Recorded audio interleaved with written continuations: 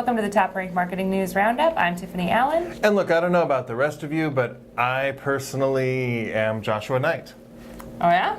Yeah, I mean, nobody else wanted the job. I put up an ad on Craigslist, like, would you like to be me? Explained what that would entail, and basically I couldn't afford my own replacement. So, I mean, that kind of makes me feel good, I guess. I mean, okay, no, it makes me feel pretty bad, but you know what does make me feel kind of good? Go on. Our little Snapchat is growing up.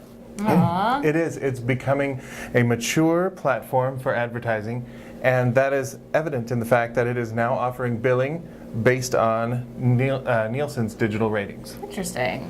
Yeah, so instead of relying on their own internal metrics, a lot of marketers are pushing to have these digital sites be, third-party validated, because you want maybe the person who's selling you the ads not to be the person who's telling you how well they performed. That is a fair point.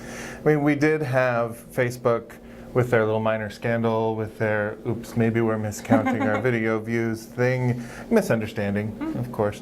But that has led to this push, and so Snapchat is integrating this. Third-party verification is happening. So I think this is a big part of maturing a platform, and I'm kind of happy to see this happening. It kind of legitimizes the offering, and it enables them to target people who are used to advertising on TV. Right.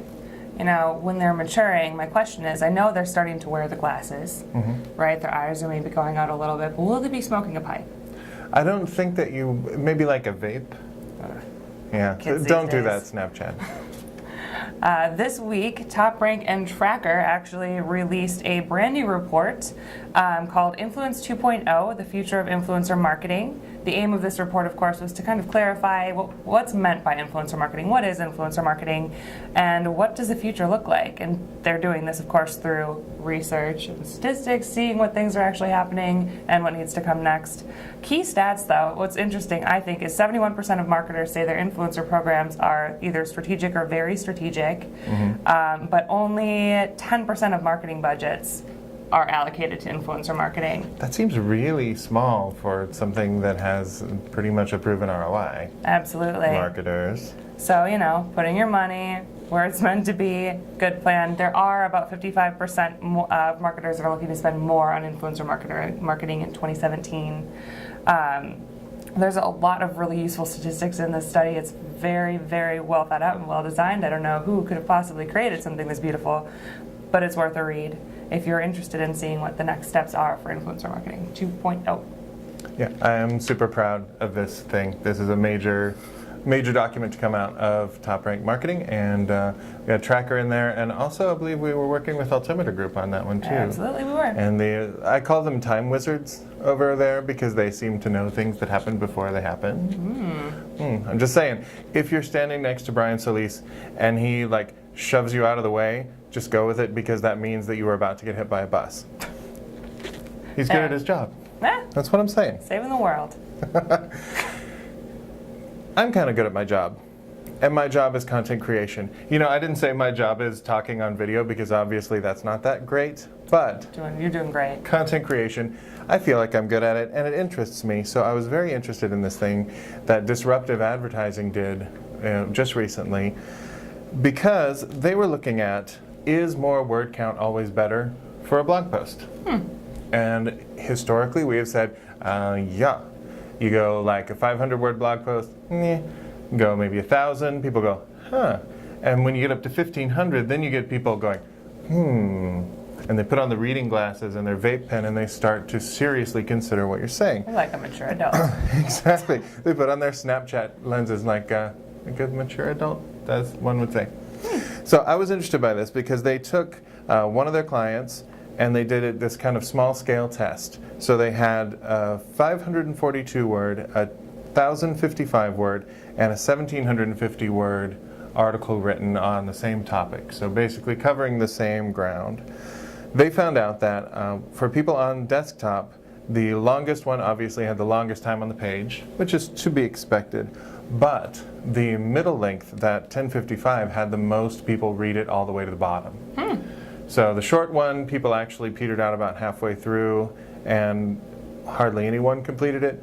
The longer one it was close, it was about 64% completion, but the middle had 75. So I feel like that's significant. But interestingly enough, on mobile, which I've heard that the future is, the longest one had the lowest time on page. So it's not like people weren't even trying. Makes sense. Yeah. The middle one had the highest time on page, but the one that had the most completions was the shortest article. So they stressed, of course, that this is going to differ depending on your audience, depending on your industry. So you wouldn't just say, okay, we're going mobile, we're going short. But it does indicate that it's worth taking a look at your people's reading habits and how your content is playing to that and playing to their strengths. Absolutely. Yeah, with more people consuming content on mobile probably than, well, of course, than ever before. It's a growing number. I don't know, back in the 1800s? Yeah, big mobile audience then. I don't know what happened in the middle there. Newspapers are mobile. They are, absolutely. No scrolling now. It's a little irritating. It's really hard to get to the next page. No, the scrolls were way back in the 14th, and never mind. Oh gosh, he's got paper jokes, folks. Speaking of mobile, Google is developing a cloud-based measurement solution for YouTube that emphasizes more detailed cross-device tracking analytics, which obviously is good to know if you're wondering how your campaigns are performing on separate devices or, as a collective group. Advertisers will have more details into this information. There's also going to be new information targeting. So basically it's targeting based on the information provided by your Google account, which is a little bit creepy. That's going to dictate what ads you see on YouTube. So if you're Googling for stuff or if you happen to live in a place, just know that's where those ads are coming from. Little creepy, super helpful, probably. I'm pretty sure that a little creepy, super helpful probably is Google's new advertising campaign, full stop. I'm going to need some money for that. It's also enabling a customer match feature, which should be rolling out fairly shortly, which is kind of similar to what you would see, of course, with Google advertising, which is, matching customers based on what's already working. That makes sense. I mean, we had that study a couple of weeks ago that if advertising is relevant enough, it kind of ceases to be perceived as advertising for millennials, who are the only people who matter for marketing. So I'm real bitter about this. I can't let it go.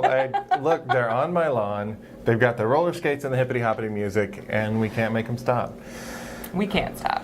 No, if they can't and they won't and they don't stop would be the mature response. Okay, well, put down your vape pen, Grandpa. Put that in your vape pen and smoke it. It just doesn't have the same ring to it. Anyway, that's our news for today. You can find more. You can subscribe to us at TopRank on Twitter. You can also subscribe to the TopRank Marketing blog for an amazing and informative post that you have, at this point that people are watching it, have written. Absolutely. And will appear there with more stuff. Yes. And you can follow me on Twitter. I'm at Nite Writes. That's NITEWRITES. You can follow me on Twitter at Tiffani_Allen. We'll be back next week with more news. Thanks for tuning in. Bye.